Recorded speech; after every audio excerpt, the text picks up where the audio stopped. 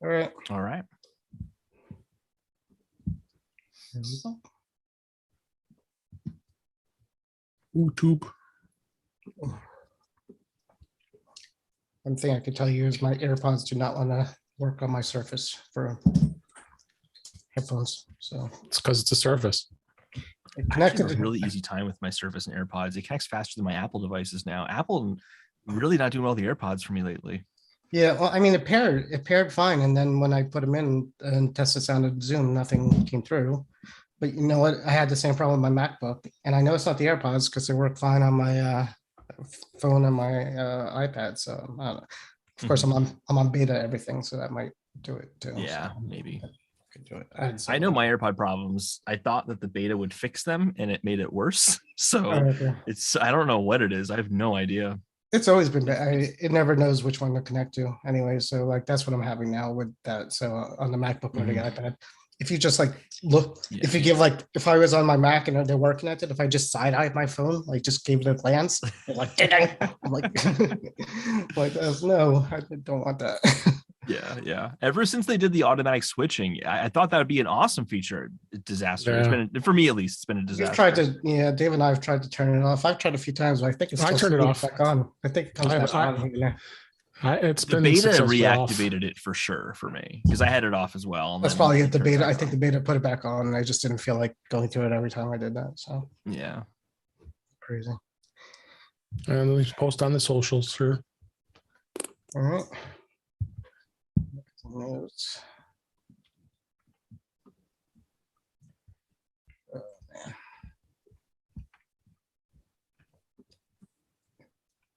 It's going to be an early night for me.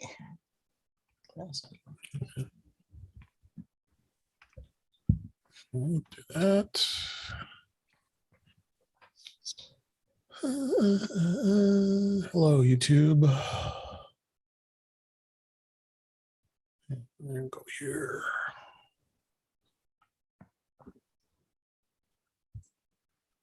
And hello, Mac to the Future. Yep. The Zoom screenshot has just a picture of me and two black screens. I know it captured it at the beginning there. Well, there you go. It is what it is.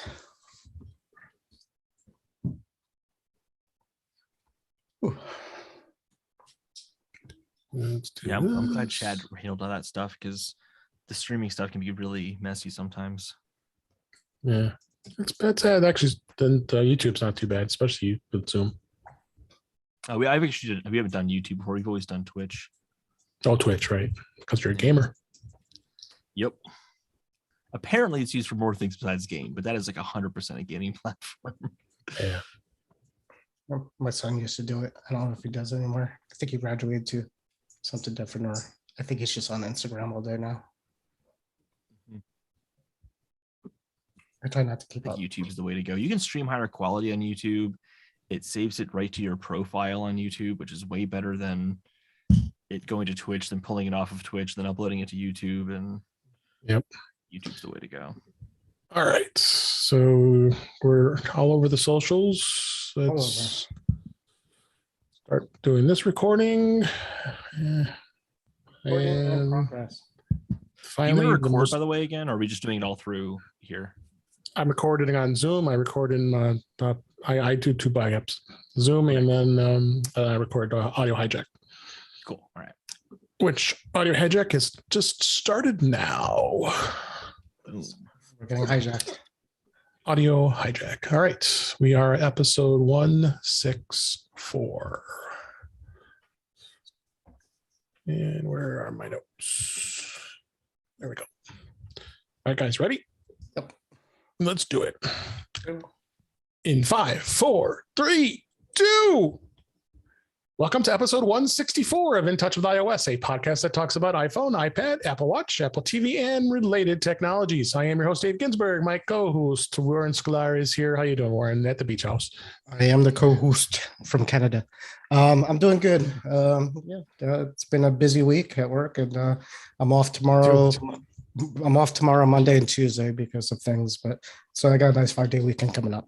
So that's good. Nice. Well, that is a good way to top it off. So talking about Apple and iOS here, but we're not alone here. We have a returning guest here, Mr. Holden DePardo. How are you doing, Holden? Doing well. Thanks for having me, Dave. Yeah, no, glad to be here. Unfortunately, Brian DePardo, your pop, was not under the weather, so he couldn't make it. So hopefully I'll be able to have him back next time. Feel better, Brian. We'll miss you here. But we got lots to talk about. We're just kind of leading into the busy time of year for Apple because we know there's going to be lots of announcements coming very soon. But let's dig into some news here. We got a fair amount of it. So the first story I got here is on Mac Rumors. T-Mobile, of course, they've been in the news more for reasons not for this reason, but with the cyber problems they've had. But T-Mobile is offering a free year of Apple TV Plus to select customers starting this week. This offer is for new and existing Magenta Max customers to be able to get 12 months of Apple TV Plus for free. That's in the United States, and they have a promotional page with further details. The offer can even be redeemed by users who already are paying for it. Once you redeem the offer, your paid TV subscription will pause, and your free one will start after that, and you get 12 months. It does only include Magenta and Magenta Max plans, which of course that's the whole intent. What T-Mobile is trying to do is get people to sign up for their newer plans. I'm on the T-Mobile One plan. I got a great rate, and I'm not changing that, so I will not qualify for this. So you have the Max, so you should be jumping on this, Warren. What do you think? You can't, because if you're paying for Apple One, then you're bundled in. There's no thing for it. Mm-hmm. I thought they would let you unbundle it and pay just that piece. They won't get. If you saw that, then I'll look at that. But yeah, the first time I read it, I thought you would just get the $5.90. What is it, $5.99 per month? But how do you unbundle? You would have to unbundle with Apple, or just tell them that you pay for it. Or does T-Mobile give a $5 credit every month? And I don't know. I doubt that. And the other question is if I guess they're still doing Netflix too, right? So they'll give you, if you get T-Mobile on this plan, then you can get free Netflix and free Apple TV. So that's not a bad deal. That's worth giving my security info to the world. And actually, I say that jokingly, but it really I know is. I'm not going to get into the whole thing, but everything that leaked, we talked about already out there. It's already out there. So I mean, who cares? But whatever. Yeah. That's all I have it's a to say shame about that. Yeah. Are you a Apple TV Plus subscriber, Holden? I'm Apple One, so I have the same question that Warren does. But I don't have T-Mobile anymore though, so I can't get into this. But PlayStation, they offer 6 months for free via PlayStation Plus, but not if you have Apple One. So maybe I could do something there as well. I don't know. Apple One's still a great deal, so I don't really mind if I can't get into the PlayStation Plus or T-Mobile deal. More and I are both on the. I don't know if you are as well. The Premier plan, the $30, and covers the whole gamut. I'm happy with it. I'm even sharing with family. I'm sharing with family too, and they're happy, so they get take advantage of my 2 terabytes of iCloud storage. So iCloud storage space itself. Family, yeah. No, I was just going to say the iCloud storage itself is, I think, worth the price for the most part. Totally. So if you have the opportunity, take advantage of this. It's definitely going to be a good deal for you. I do wonder how many people have gotten Apple TV Plus for free since the very beginning without having to pay anything, because there's been more free trials and more free offers for Apple TV Plus than any service I can think of. Now, Apple stopped it for a while, and then I think Best Buy had something too, or you could get 6 months just for walking in or something, or you didn't even have to buy anything. Well, but I mean, I was setting up an iPad device that we've had for a while for work, and it has it right in there. You got a free year of one Apple TV Plus because it was a new device at the time. So I guess you could let it sit, and then maybe sooner or later you can say, maybe I should take advantage of that. But it obviously has to be on that device, and your account has to be signed into that device in order to take advantage of it. So The next story here is Apple shares on Mac Rumors. Apple shares the Morning Show season 2 trailer. Apple has today shared a trailer for the second season of the Morning Show, highlighting the impending return of the award-winning Apple original drama series, which of course this was one of the very first ones before Ted Lasso.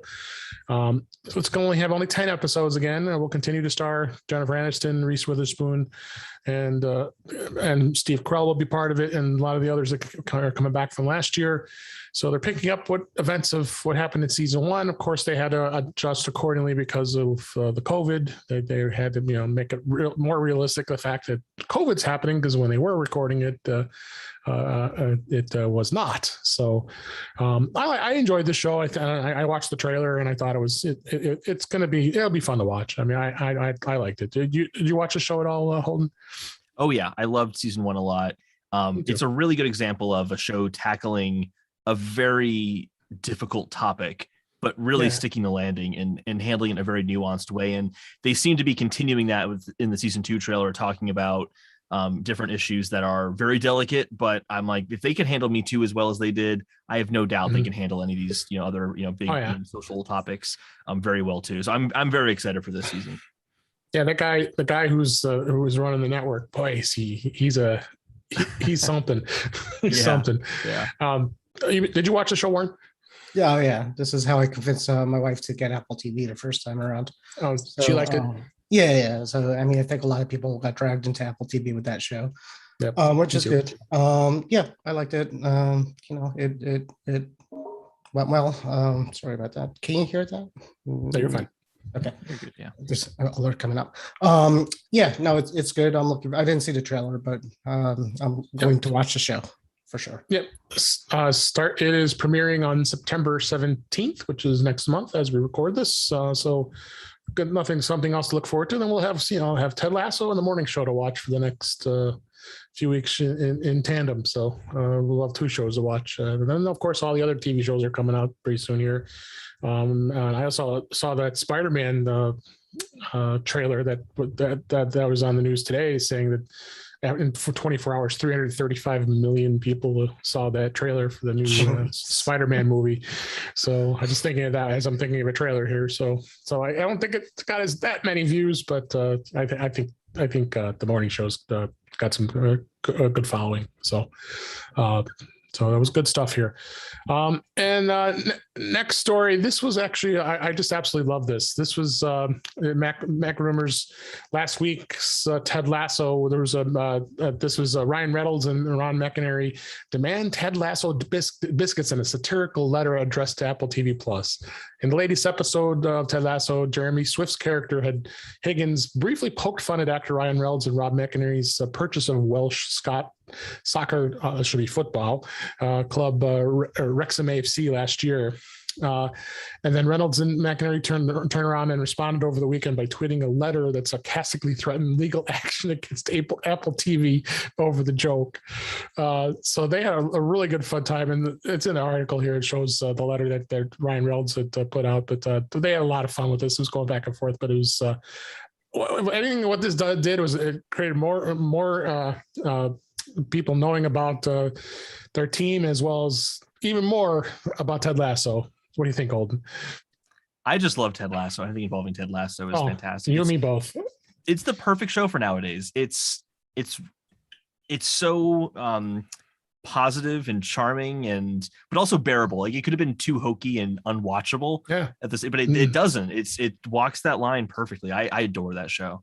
I absolutely adore it. I smile every time I watch it. I watch each episode at least twice each week, just because I can't wait to watch it at Friday, but then the wife wants to watch it too. And honey, I didn't watch it yet. And just, we watch it again. And I don't mind seeing it because I get to remember what else was talked about. What do you think, Warren? Yeah, no, it's good. I like Ted Lasso. We talked about it. And I do actually, I'm going to probably rewatch season 2 because I watch it with my wife, but we tend to talk during it, which we discuss it, which is funny and we laugh, but you miss a lot. There's a lot of under the breath jokes that you kind of miss, and the English accent sometimes is not the easiest to understand with some of the characters. So I definitely, especially Keely. Keely and the grounds boy coach who the new guy, Nate's a little tough Nate. to hear too. Yeah, Yeah, a but little- he almost mumbles. he mumbles in British, and I lived in London Yeah. too, so I kind of Yeah, I kind of know a little bit, but it's been a while. But yeah, so it's hard to hear. So yeah, I'm gonna rewatch it, and hopefully tomorrow I'll get my wife to watch the new one. So Are we all caught up with it? We're all caught up fully. yeah, we're all caught up. Yes. Okay. But no I spoilers. just listeners may not be. yeah, So, small spoiler sure. really. No Like, I spoilers love here this- because some people may not be. Yeah, spoiler for like 2 seconds. Stop listening for 2 seconds. This whole Rebecca Ted thing that's kind of being teased up right now. I love it. I can't wait to see where that goes. I'm really excited about that. Yeah. Banter. Yeah, banter. Yeah.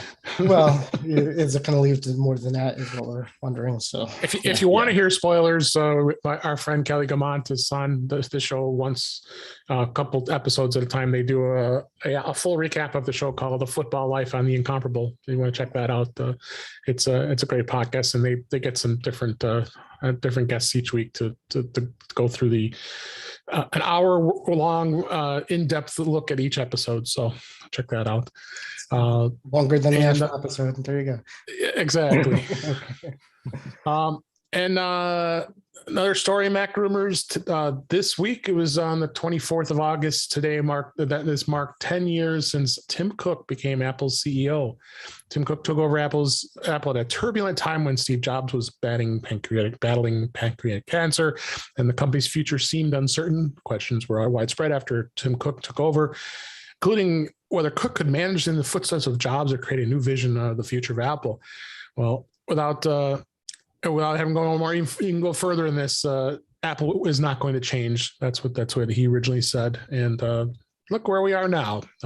10 years later, I think Apple's doing mighty fine. Thank you. The first device that was launched by Tim when Tim Cook was CEO was the iPhone 4S in 2011. I remember that phone very well. I had it, and he had overseen the development of the device, but was the first iPhone that had launched under him. So yeah, I think Tim Cook has done a mighty fine job. I'm a stockholder. I think I'm pretty happy. I think many stockholders are, not just me. What do you think, Holden?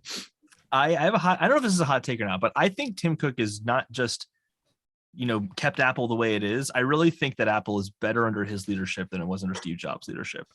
Okay. That's bold. I know that's kind of a hot, maybe, I don't know, maybe it's not a hot take or not, but I mean, the Apple keyboard issue aside, which is easily one of their biggest blunders, and AirPower, I don't really think it's as big of a deal as people make it out to be, but like their products are rock solid. They've handled so many transitions super well. From the most recent M chip transition was, I think, handled better than it was back in the Intel transition from PowerPC. Introducing new products like Apple Watch and seeing that evolve over time, and it's like the only smartwatch worth getting. Same with iPad, even though iPad wasn't entirely under Tim Cook. And then the whole move to iPhone 10 and that whole design, like super smooth and great. And just, I don't know, I think he's doing a killer job. And then obviously just the numbers themselves show that he's doing a great job. I agree. What do you think, Warren?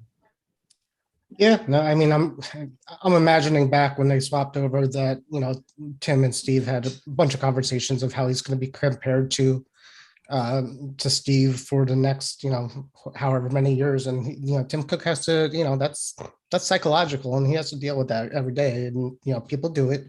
But, he's pushed forward. He doesn't back down. He does what he needs to do. He seems like a good leader. I hear he can get tough when he needs to get tough, but not Steve Jobs tough. But, he's also, I think he's more of a humanitarian than Steve Jobs is, as far as what's the word when millionaires give away their money? There's a word for that, but he's more philanthropic than Steve was. But he's a likable guy, and I think people will continue. Any company, when people change CEOs, you're always going to compare one to the other, and that's part of it. I think you bring up a good point with the philanthropy. I think Steve Jobs had a very hard time navigating the waters of today. I think like Elon Musk kind of gets a lot of crap nowadays because he's a little too outspoken and speaks his mind too much. I think Steve Jobs would be in more trouble than Elon Musk is. Yeah, I mean, especially if when Steve was hot, a lot of technology was new. Nowadays, he's not going to be as brilliant as he was back then, because nobody will, because there's, Yeah. we're reaching a point where there's how many size screens can we have at this point? So, Mhm. Absolutely. Yeah. yeah. Absolutely. And let's see. Let's move on here. I wanted to talk about the Touch ID. This is Mac rumors. Touch ID not returning to iPhone 13 despite Apple testing under-screen sensor.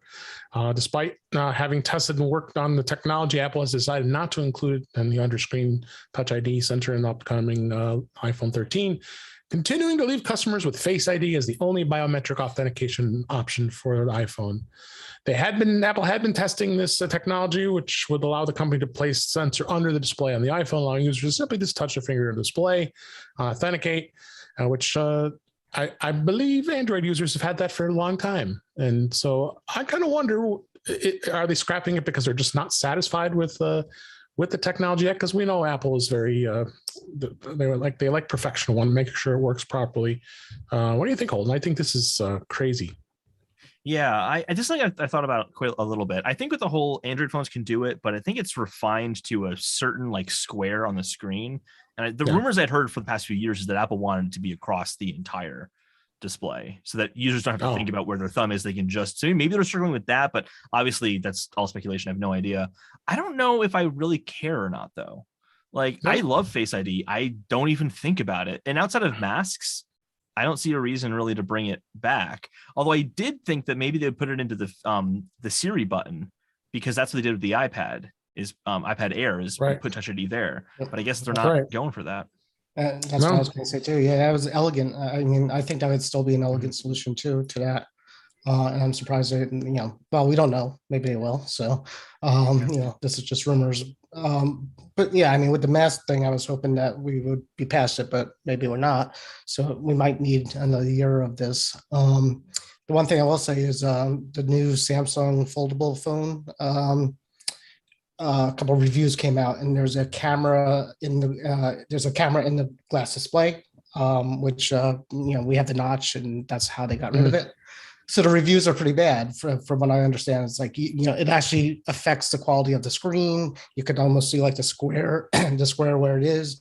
So my guess is Apple is probably seeing the same kind of things. When you put something underneath the display, it actually affects the display of what you're seeing on it. So it's probably not perfected yet. And again, if they, threw the iPhone in with Face ID and Touch ID on the side, that'd be great. Yeah, I think so. I was having a bit of discussion about this with somebody that has an Android, and it's like, God, I would switch to the iPhone in a minute if I was able to I could do what I can do on my Android with just a touch on the screen. And I said, that's holding you up. Okay. Of all the features, that's the interesting. That's the one. I mean, but then he made the comment that but everybody I see has iPhones. Like, sorry. I'm not sorry, because that's true. I mean, I think all of us probably always notice whether someone has an iPhone or an Android, and it's. And that's a whole nother debate. We know how. I think iPhone users might notice more than anyone else. Yeah, we do. Blue bubbles. Especially the text where, if someone's getting a green bubble. So, well, it'd be interesting to see where this goes. Definitely. 3 weeks, right? No, it's not going to be coming to the iPhone 13, according to those rumors. The story is in 9 to 5 Mac. The new Pegasus zero-click iPhone attack defeats Apple's blast door protections. Newly discovered, this was in 9 to 5 Mac. This was just published a couple days ago here as we record. A newly discovered NSO and Pegasus zero-click iPhone attack against a human rights activist managed to succeed despite Apple's blast door protections, according to a security researcher at the Citizens Lab. It is unclear, however, whether the protections Apple added to iOS 14.7.1 would have succeeded to block the attack, as it took place at the time he still had 14.6. So, this is going through the whole thing. And we've had this debate before about this zero-click Pegasus attack, and is it protecting it? And it just seems far-fetched that this is really is this really a story? I mean, is it still happening? What do you think, Warren?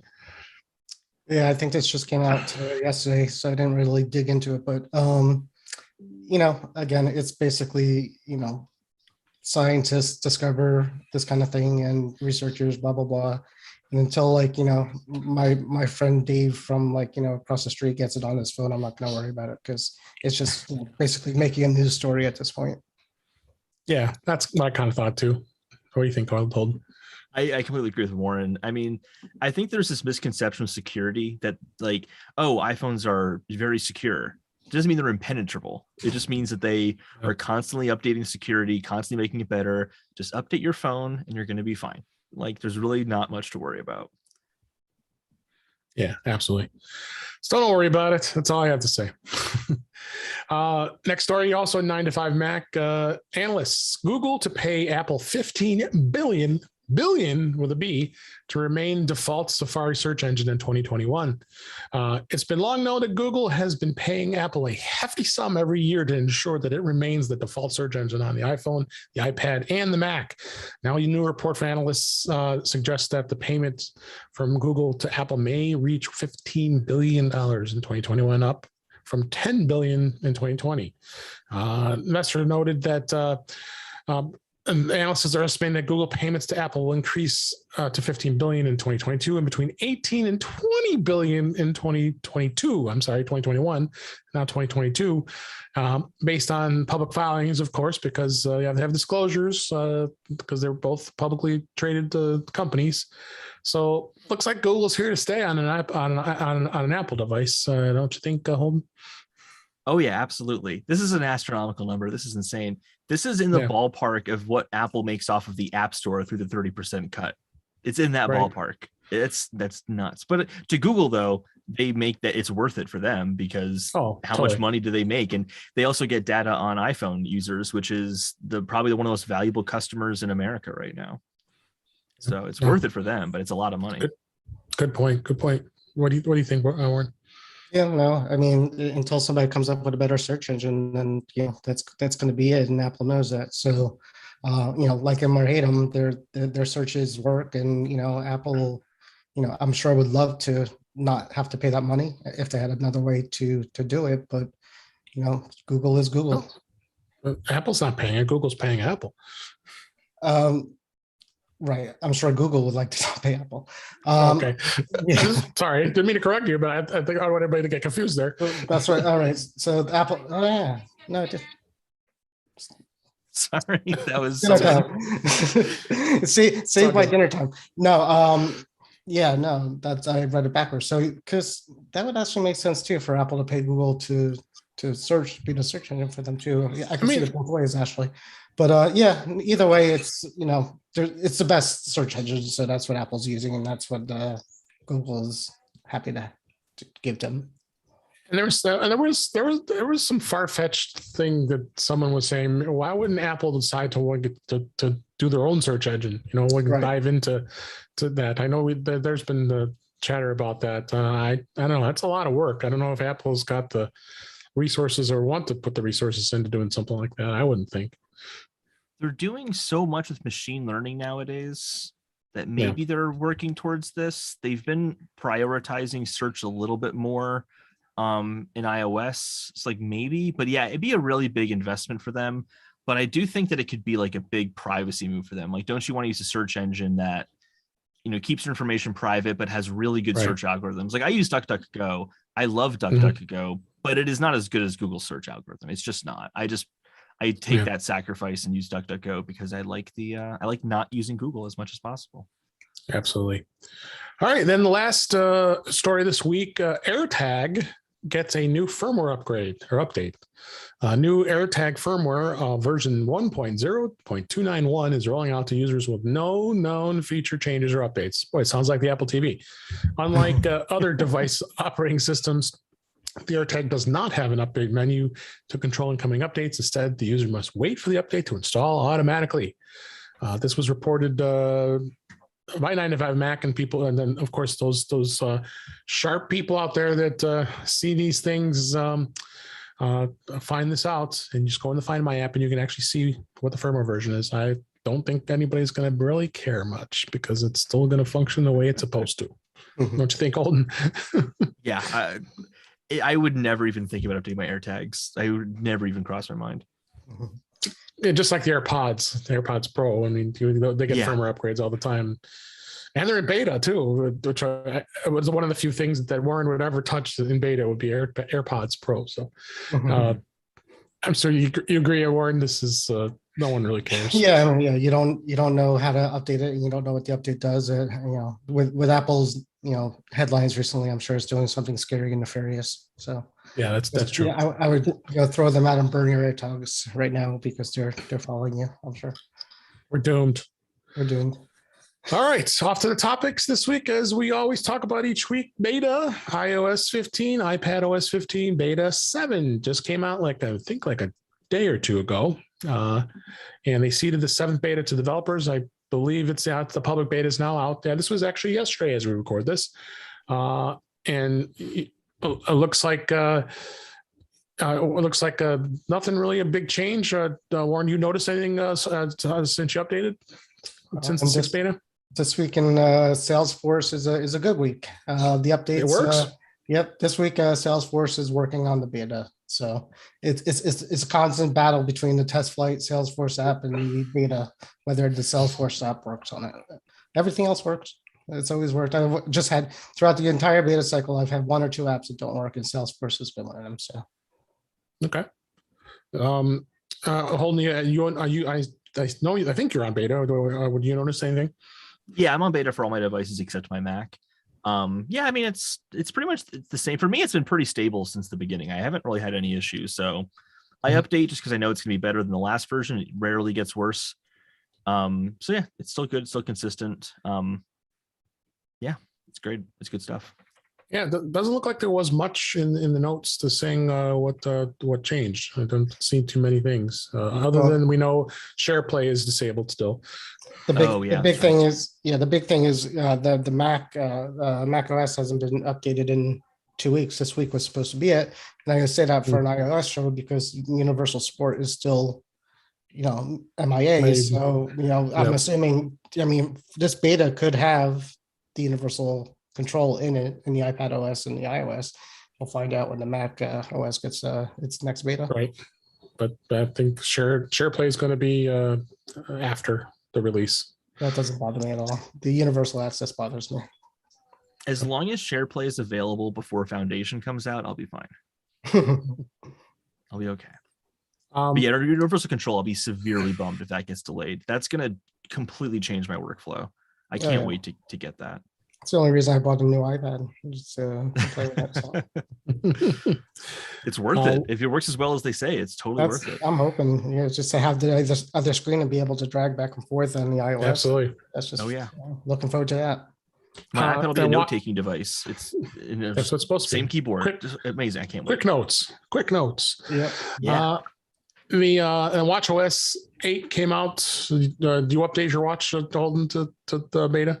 Oh, I had to because I love focus mode so much. But if you have your watch on iOS 7 or WatchOS 7 and everything else on beta, focus modes hardly work because it just the watch basically forces them all to go into do not disturb, regardless of whatever focus you're in, because that's the only focus that the watch has. It was a mess, so I had to update to it. I was worried because I've never done beta on my watch and you can't go backwards. But can't go back. Yeah, that's why I always tease Warren. He always goes. he does it right away, and you can't go back. I ripped the Band-Aid off the first day. Well, one beta cycle, I forgot what watch it was. I had to go back to Apple, and they had to replace my watch because it was unusable with the beta. But they did, and then nobody made a big deal over it. But ever since that, it's been pretty good. So, focus mode. That's a big thing. tvOS, as always, never anything exciting in there. I never see them announce anything other than just the bug fixes. Of course, SharePlay again won't work. Siri commands can be used to launch the Apple TV Plus shows. I believe that. I think that's new, actually. I don't remember that doing that. But one tip with the tvOS, I completely didn't realize it. you can do a, "Hey S lady, where's my iPhone?" And it actually enables it. I tried it. It's like, holy cow, that's cool. This works. I didn't know that. Just in the beta or in general? In general, yeah. I was on TVOS 14. You can go to Siri and say, "Hey S lady, and where's my iPhone?" And then all of a sudden find my starts pinging it, and I think it does it with the iPad as well. That's cool. The big news with the Apple TV usually is not what Apple updates, is basically the news, like the Netflix getting spatial audio and Hulu getting 4K. This is the last two big stories for Apple TV on the Apple TV app. So even though they're not doing much with it, other streaming services are, which is good for the platform. And we're talking about TVOS. I just on Hulu. You just mentioned Hulu. I watched the series McCartney 3-2-1. You got to watch it. Freaking amazing. I mean, if you're a Beatles fan, my gosh, he's being interviewed by Rick Rubin. It cracks me up. Guy's got the big giant beard, and he's barefoot the whole time in the show. They're sitting across from each other. He crosses his legs. He's barefoot.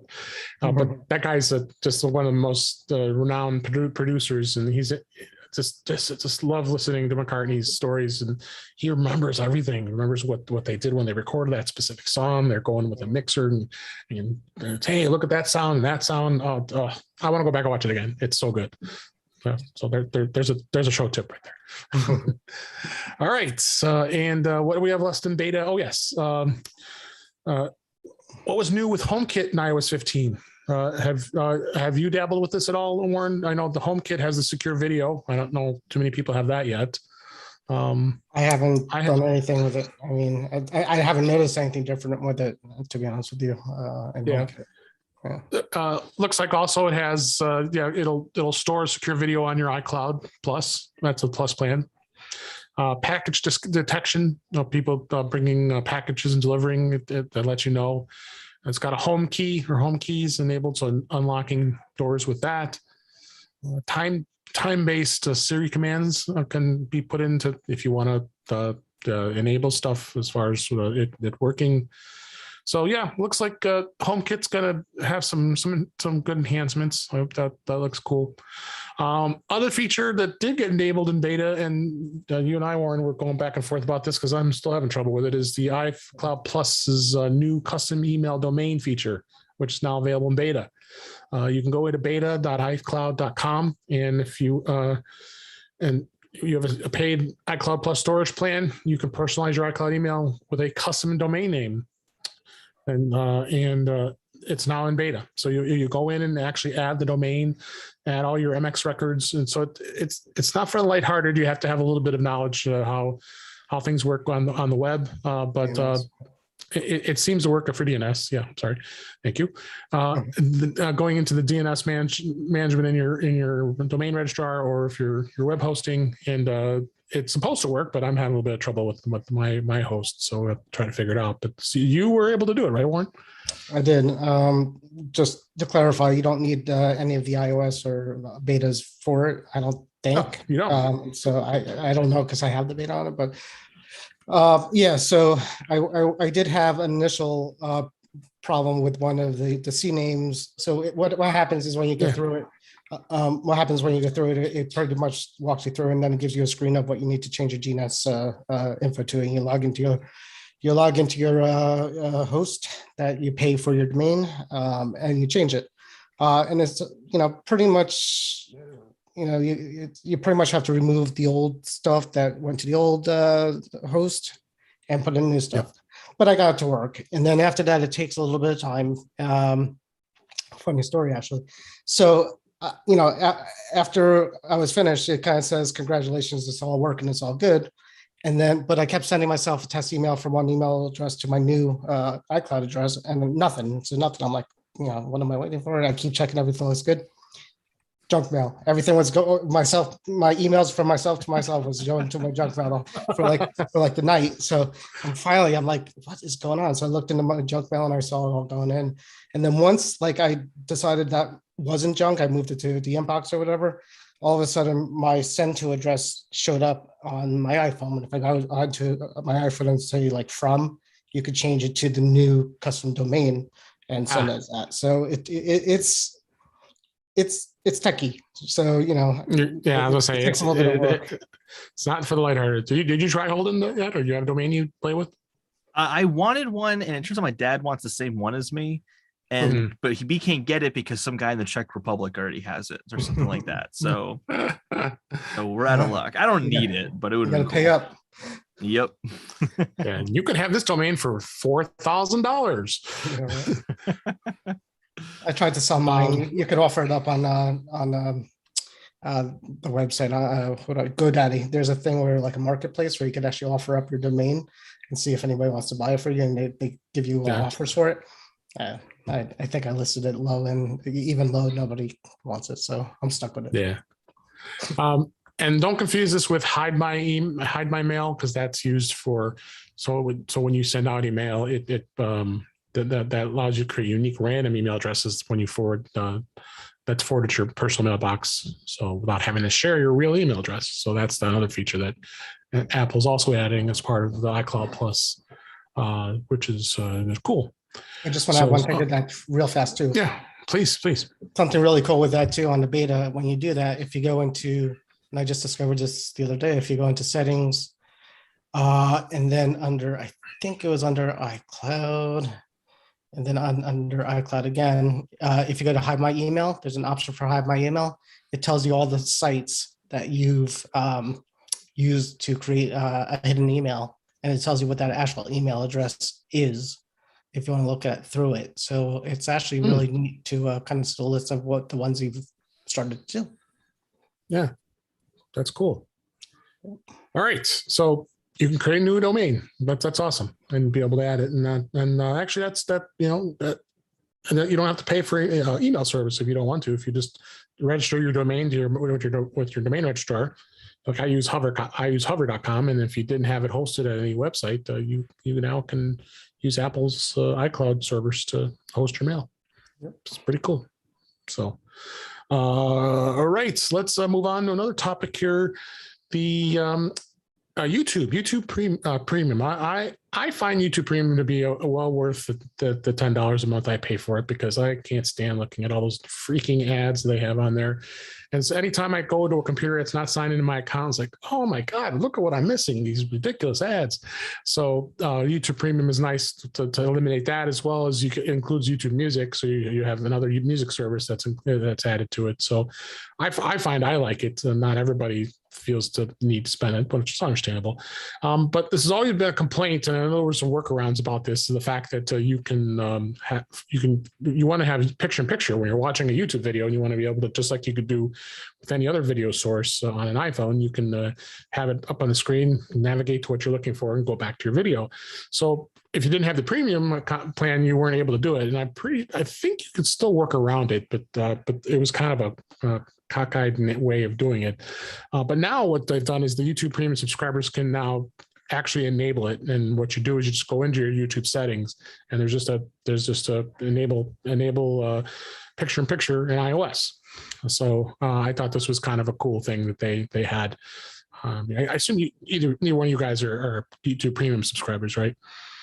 I'm checking the settings right now to enable that. Absolutely, 100%. Oh, you are? Okay. Yeah. So you agree with me. Good. So yeah, if you go in there, you just go to youtube.com/new, scroll down, and it says picture-in-picture in iOS. Click try it out, because it's in their experimental features. But it's pretty slick. Gotcha. It actually has the videos. It gives you like a nice little full screen at the top of a home screen. And it should be rolling out. And in fact, Google that actually did say in June that they announced that the picture-in-picture support would be rolling out to both premium and non-paying YouTube app users. Yeah. Yep. But some people outside the US have been able to get the experimental feature working. So it's going to be available, looks like, for everybody. I think it's like Apple won't let them charge money for that feature because it's supposed to be a system feature. So they can't hide it behind the paywall. I think that's why it's going to be free for everyone. That'd be great. I definitely want to throw my phone when I'm trying to watch a video and I have to switch to a different app. It's not good. Yeah. So, so check it out. There's a link in the show notes for the article on Mac Rumors talks about this. Next topic I want to talk about is, a famous leaker, John Prosser, always talking about rumors with Apple, and he tends to be spot on most of the time. Apple is apparently working on an update to Face ID to adapt to a world where face masks are present day in life, day-to-day life, according to a report from John Prosser. And he says that Apple is working on a prototype case that would enable Face ID to recognize users even with their masks on. And they said rather than update to the existing software, the report notes that Apple's workaround happens to be a prototype case. Case wraps around the iPhone 12 and has an extra sensor array that sits above the device. Like, I want a case that has that. So yeah, and you should look at this picture that's I have the link in the show notes here. It's like, oh my God, do I really want that on my phone? So they're obviously doing some sort of testing to see what can be done. And the reason why I brought this up, because we had a listener that was asking about how do you actually enable an iPhone to open with a mask on the real way. And I was talking to her, and she had said, "Yeah, I can never get my iPhone to work with a mask on, because and she's always wearing a mask." She had said, and then of course, I've got you can unlock it by turning it on, but you have to have an Apple Watch in order to do this. And I've got a link here in the show notes to the support article from Apple on how to do it, because people tend to forget that not only do you have to have the Face ID and passcode go in there and turn your Apple Watch on, you actually have to enable your Apple Watch in order to do it. So something to check out to see if you're not sure how to do it. I'm assuming both you guys have set that enabled, right? Yeah, absolutely. Oh, yeah. I think it only works though for unlocking your phone. Like if you wanted to do Apple Pay or something like that from your phone, you still have to type in your passcode. Yeah. Right. Which makes sense from a security standpoint. But if you use if you have your watch with you can use your watch. Which I generally do anyway. But I know so many people who haven't activated Apple Pay on their watch, and they're amazed to find out you can do it. It's so nice to have. Yeah. I love it. My wife. It's one of my main purposes of having an Apple Watch. Yep. I remember last time I've used cash. So I'll tell you one thing: if Apple could get that case working, if it could work with my CPAP mask, and I'm not being facetious, I'm being totally 100% serious. I will buy that. In bed. Yeah, because that is a big thing. When it's a CPAP mask, I'm laying in bed, I'm trying to unlock my phone, and then it doesn't work. So, So I mean, we'll see. I have the nostril mask. I don't have the full mask, so it actually sometimes works for me. Oh, no, I have the nostril mask too. It never works. You do, with the rubber. Same one. It works for me when you're. Right, it doesn't work for me either. Sorry. Go ahead. I was saying, it's especially frustrating because you're used to not having to type in your passcode. Like Face ID, I don't think about a passcode at all. So it's like being reminded of this really archaic thing from 10 years ago. Mm-hmm. Yeah, it's frustrating, especially at night in bed. That would annoy me. It's bad. So if you're unsure how to do it, if you haven't set it up, if you haven't, you're crazy. You need to have it set up. We got a link in the show notes how the real way of doing that is. Next topic, I wanted to talk a little bit about iOS permissions. Those were added in iOS 14.5, and of course we, with the allow app to track and the permissions and all that. And what are the iOS permissions that you want to know and want to see do you really need to have them turned on or not? Well, it was interesting. Jamf, if anybody's not familiar with Jamf, which is a mobile device management software that's very popular in the enterprise, they published a report on the most common types of permissions that any of the popular iOS apps in the App Store, and its recommendations on which ones to avoid. This was in the Apple Insider is the article, but there's a published report. If you actually click the published report, it brings you into a Jamf blog that they just published today as we record this. And they've gone through some analysis of some of the top 4 permissions that app requests are, which include things like photos, camera, location, and microphone. And why do these apps need this? And and it gives you a list here of what app permissions to avoid. And you can download this now. Actually, it's gonna be having a more in-depth look at these permissions. I think this is a really great guide and information about permissions. What do you think, Holden? I think this is really cool. Yeah, I went through the list. There's a lot of things I didn't know about, like what is encrypted versus what's not encrypted. That was pretty surprising because you kind of get this idea that everything's encrypted on your device, but it's actually not true. Like the device is encrypted, but not all the content, especially if it's an iCloud. I thought that was kind of interesting. But with permissions, look, I turn most things off. Most apps don't need my contacts. Most apps, I don't need them to have access to my photos. Location will only do if it's like movie ticket app. All right, well, I'd rather just not have to type my zip code every time. I'm fine with that. Or a maps application, like then I'll do it. But other than that, I don't need to support my local social media companies. They'll be fine. No, I whenever you get the prompt of what and do you want it to be tracked or not? A lot of times I just say no, but I know, Warren, you feel otherwise with some of those settings, right? Probably the wrong person to ask. Yeah, I allow whatever. I figure whatever it thinks it needs, it probably does. Apple vets the store pretty well. The only things I get a little concerned about is sometimes I'll be like, in the middle of nowhere and something will pop up and says, the doggy poop app has been requesting your location for tried to get your location for the last for a while. Do you want to allow it? And I have to think about that, of why that might want that. But other than that, I allow pretty much everything, and so far I'm still here and fine. So. Yeah, no men in suits have come to your house and taken you. Okay, maybe they'll take me someplace better. So that you never know. You never know. But check out this white. It's a white paper. You have to fill out some information, and you have to be working for a company. But there's of course ways around that. I don't have to tell you what to do to get that information. Check that out. I think it's a great little guide here.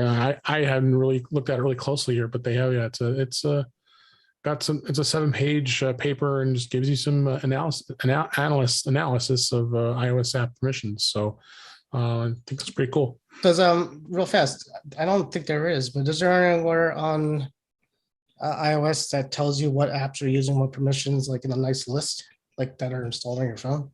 I haven't seen anything. I don't know if you have. No. I know in the App Store they have the privacy labels, but I think there might be. Let me see. I don't know why there should be if there's not. There should be. I think that's a national. I thought actually even Android has something like that on there. Like there's actually a thing that's Google would put that in there. Well, yeah, but I think there's a national screen in settings that lists all the apps and it tells you kind of what kind of access it requests from there. So that might be iOS 13. Let's see how, or I 15. don't know if this is an iOS 15 thing or not, but when I went to privacy, the very, very bottom, like underneath, all the options, there's record app activity, and you can say save app activity, and it will let you know in the past 7 days what apps have taken what information. Yeah, that's good. Very cool. Yeah, no, it's really cool. So check it out. I think it's well worth the investment to have a better understanding of this. So let's talk a little bit of tips here. I was always curious to know how to reset AirPods or the AirPods Pro or even the AirPods Max and how you do it.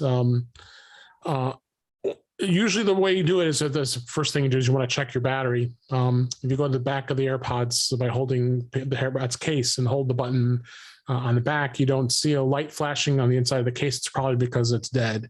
Then you should plug them in, make sure it's adequately charged and to be able to repair it to your device. But like I said, find that button on the back of the case. It's that small button. And you got to hold that thing down for 15 seconds. The LED light on the case will change from white to amber. You can't hold it down for too long, so there's no reason to be worried about that if you have any problems with that. And then, of course, you want to hold that reset button away from your iPhone, so you're not going to. So if you're trying to unpair it from the true wireless earbuds, if it's too close, it will just pull in all the same data as before. So. And then once it's reset, simple, just go in, pair them with your device. And cool thing is with an iPhone, all you have to do is flip the lid open and it automatically will see it and want to let you sync it. Because sometimes, and this might even be a good option for you, Warren, and we're always having trouble with your AirPods. You might want to reset these things. Well, I got news for you. I think I did trying to get them connected to my laptop, and I'm totally serious. Because I tried to connect it to this laptop, and I think I held the button down for too long because when I opened up the case, my iPhone said, "Hey, new AirPods." So there you go. See, so this is a good tip. Look, I did it already. Let's see how it goes. And holding and you got the AirPods Pro. I'm sure you're liking them. I love these. I mean, I've been so happy. I use this for all my podcasts, and when I want to listen to something good, I use that. If I really want to get immersed in the sound, I use my Bose, the QC. I still have the QC35s. That if I really want to get immersed in my headphone sound, but I use these AirPods Pro a lot, and I've got AirPods, the old ones, and I've talked about that before. The battery swapping service. I actually had my first gen. They swapped the battery for I think $60, and now I have a backup pair because the first gen, of course, the batteries were shot. So that company actually swaps and gives you new, cleansed new AirPods that go into your case, no problem. So it's the case and the AirPods themselves they replace the batteries on? No, they replace just the air.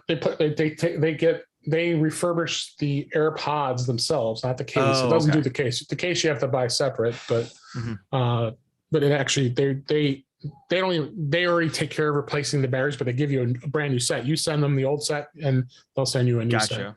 Gotcha. Yeah, that's a good deal. I think it's called Pod Swap. We highlight that, and they actually got mentioned on our website that we talked about it too. So, So that's the only thing you probably would see. And of course, the first gen AirPods, you knew the batteries would be starting to start dwindling after a few years. So check that out. That just be aware of that. Like Warren just learned, don't hold it too long, or else it's going to reset, right? I did. But it's really easy to repair. It kind of just walks you right through it. So that's a good news of all this. Oh yeah, absolutely. And other tip here is the Apple Watch. How do you update the Apple Watch? I always have a challenge when it comes to updating the Apple Watch, and the way everybody goes into doing it is you actually go into the Apple Watch app on your iPhone and you check for an update, right? And then if it shows up in there, then you have to download the app, and it will go in and download the app. It downloads the update when it's ready to be updated, and then once it's in there, it's supposed to download it into the app on the iPhone, and then eventually say connect your Apple Watch to the charger, because of course the Apple Watch has to be charging right on the charger in order for it to actually send it to the watch in order for it to update it. So that's usually the easy process when it comes to updating your Apple Watch. But I don't know about you guys, but sometimes it just takes absolutely forever to update when it comes to and you'd think they'd have a more efficient way of doing it, but just everybody to be aware that is normal. That you experience that. I'm sure you have experienced that, Holden, right? Oh yeah, all Apple devices, preparing to update is the longest part of the update. It's always preparing to update. It takes forever. You could also, for me, it's my experience. Oops, sorry. No, you're fine. That's it. No, you could also do the update right from the watch, though. They changed that in the last iOS.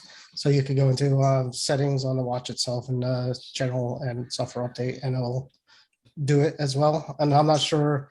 I think all it's doing is mirroring what's on the phone. It's not actually doing anything different than just controlling what you would do on the phone. But and usually it's a problem too, because when you update your watch, you're updating your phone because they usually come out at the same time. So you got to do the phone first and then the watch. So what I could tell you is Series 0.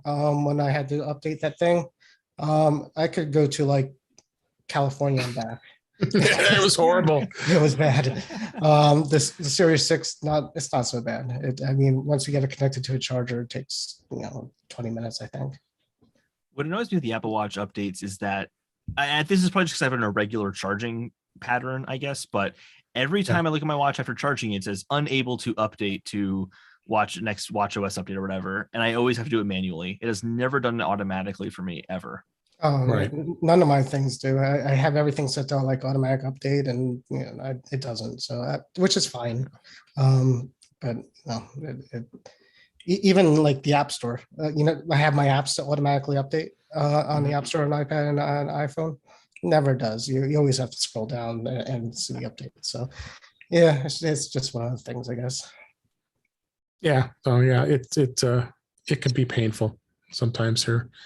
Other tip here: scanning directly to your Mac with an iPhone or iPad. We have an article here on Club Mac Stories here that has a discussion how the best hidden feature is to be able to scan directly into Finder using your iPhone or your iPad. The feature is hidden actually behind the 3-dot button in the Finder's toolbar, and many people don't use it very often. Have you guys tried this at all with scanning? I didn't even know this was a thing. I'm looking at it right now. Yeah. Yeah. I wasn't aware either. I thought this was pretty cool that you can near the bottom of the menu that drops down in the Finder's 3-dot. There's an import from iPhone or iPad command, and if you can go in and actually whatever you've taken a picture of, it'll automatically import it and turn it into a PDF right away through on your Mac. That is, I just did it. That's really fast too. Yeah, that's amazing. Federico and John Voorhees have some great write-ups, and if you aren't a member of Club Mac Stories, worth it to be able to get access to some of the great stuff that they talk about. But this was definitely I thought it was a cool tip to check out, and a quick way to get something to scan right to your Mac.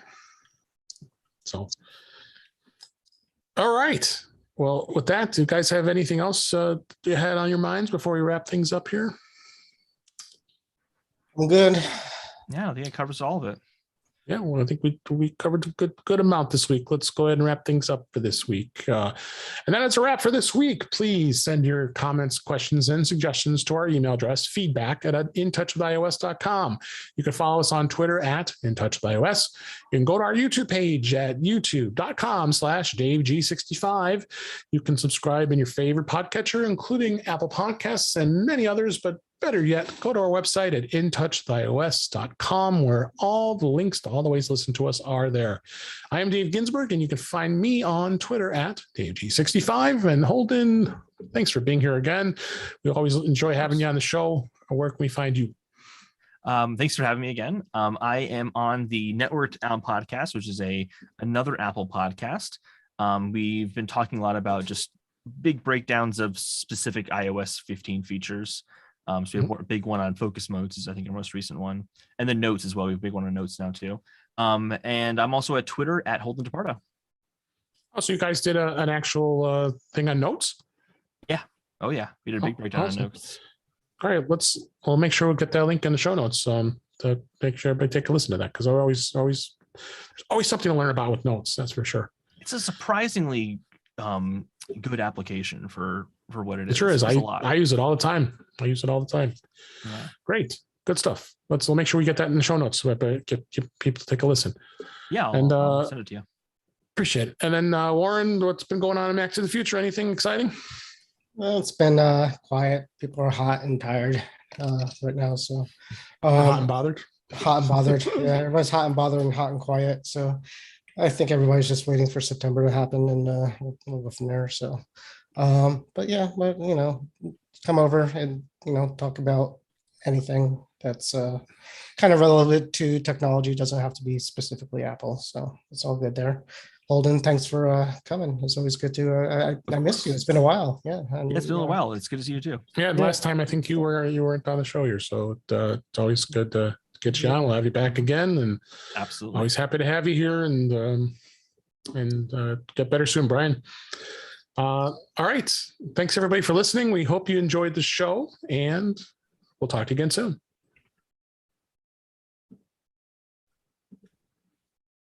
All right, guys. Cool. All right. Came right under 1 hour. Yeah, that's good. I'm gonna. All right, you're gonna retire to sleep. I'm gonna sleep and get my body back